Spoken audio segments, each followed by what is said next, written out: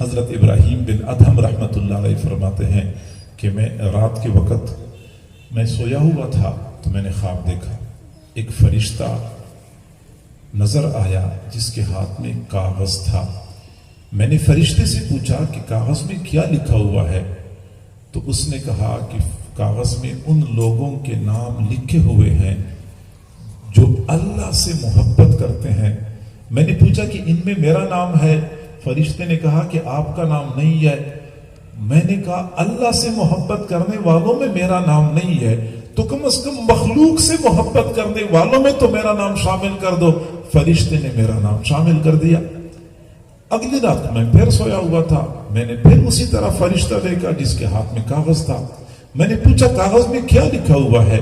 فرشتے نے جواب دیا کہ ان لوگوں کے نام لکھے ہوئے ہیں جن سے اللہ محبت کرتا ہے۔ میں نے پوچھا کہ ان میں میرا نام ہے؟ فرشتے نے کہا کہ سب سے اوپر آپ کا نام لکھا ہوا ہے کیونکہ آپ اللہ کی مخلوق سے محبت کرتے ہیں۔ جو اللہ کی مخلوق سے محبت کرتا ہے اللہ اس سے محبت کرتا ہے۔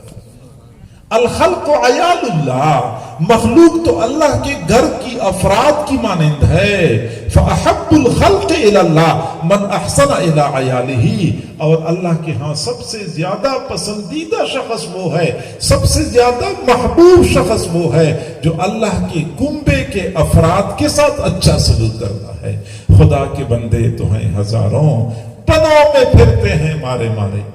خدا کے بندے تو ہیں ہزاروں، بنوں میں پھرتے ہیں مارے مارے۔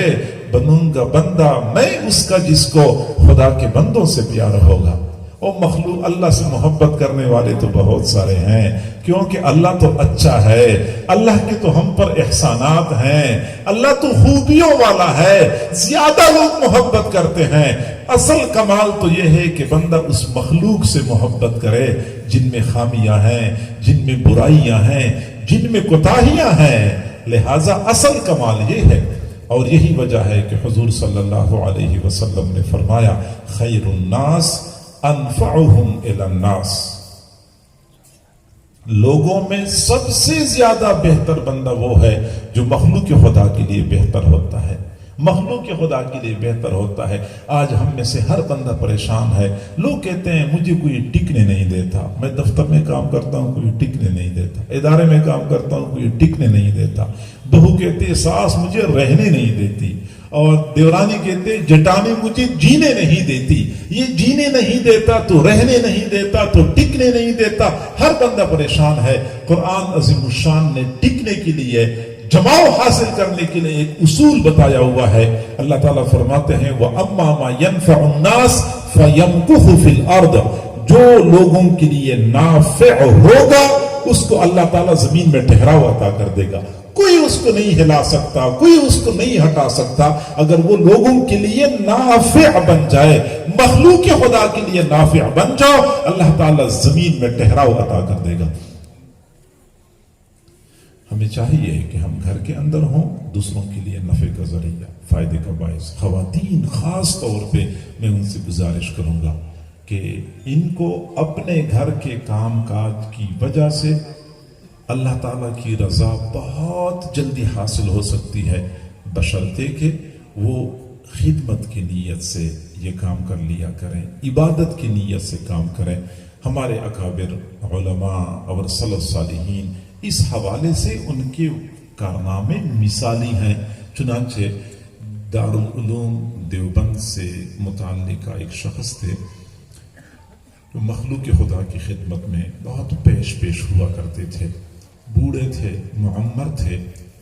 دن کے وقت اگر بازار جانا ہوتا تھا تو باقاعدہ اپنے پڑوسیوں کے دروازے کھٹکھٹاتے تھے کہ میں بازار جا رہا ہوں، آپ لوگوں نے کوئی چیز منگوانی تو نہیں ہے؟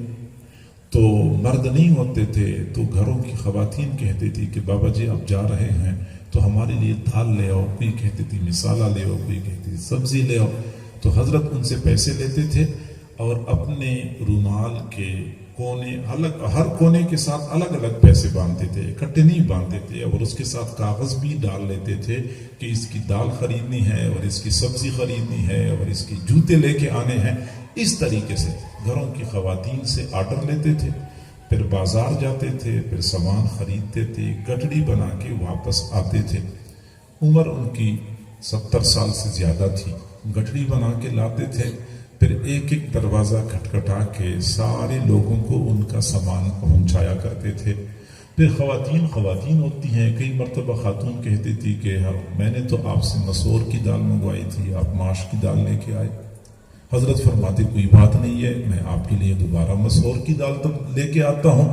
پھر ماش کی دال لے کے مسور کی دال لے کے آتے۔ خاتون کی جوتوں کا ڈیزائن مجھے پسند نہیں ہے، یہ جوتوں کا نمبر مجھے پورا نہیں ہے، چھوٹے ہیں بڑے ہیں۔ کہتے کوئی بات نہیں بیٹا، میں دوبارہ جوتے بدلوا کے لے کے آتا ہوں۔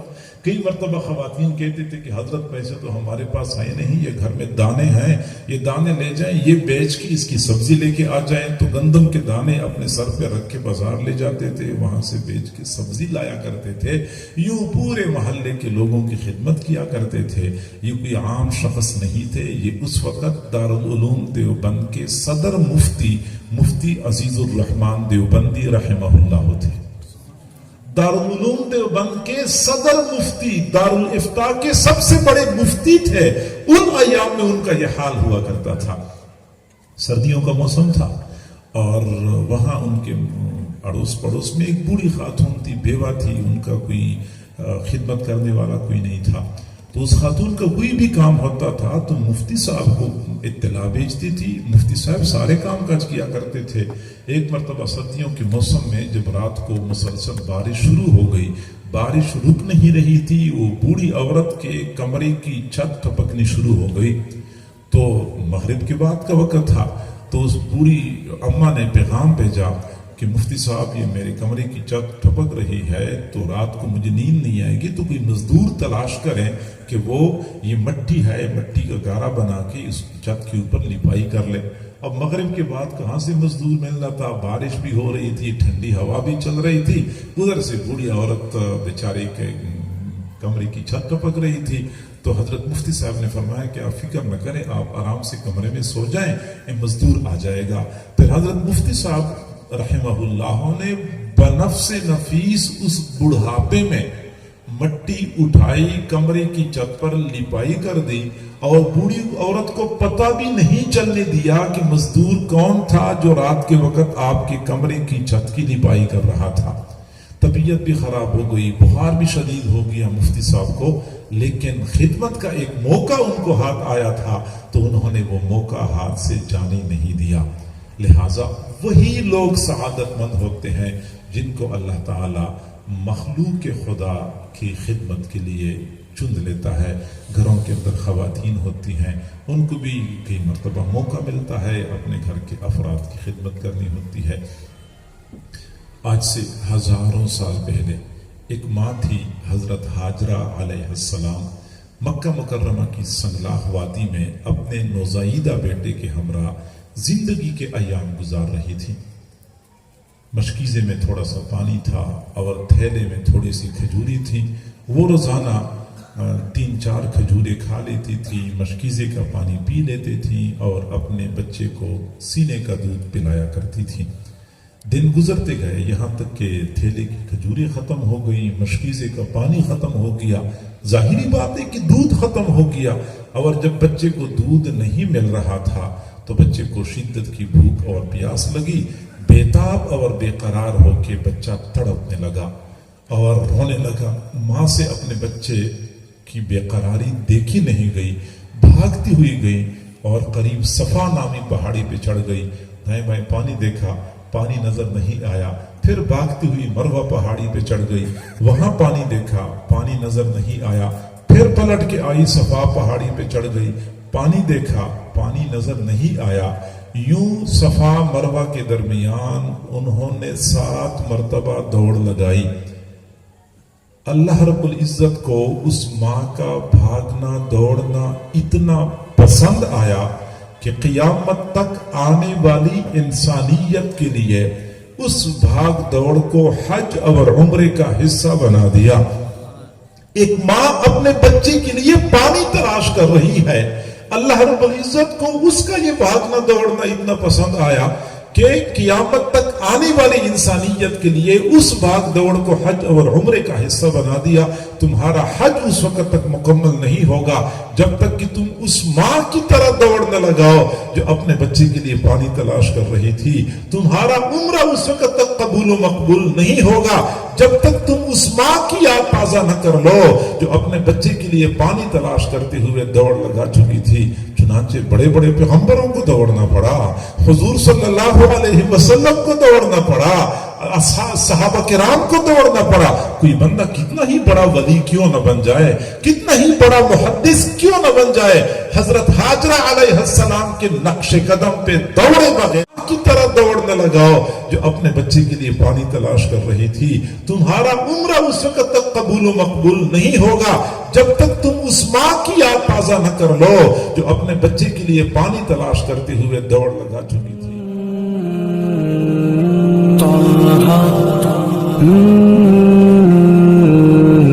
یاسین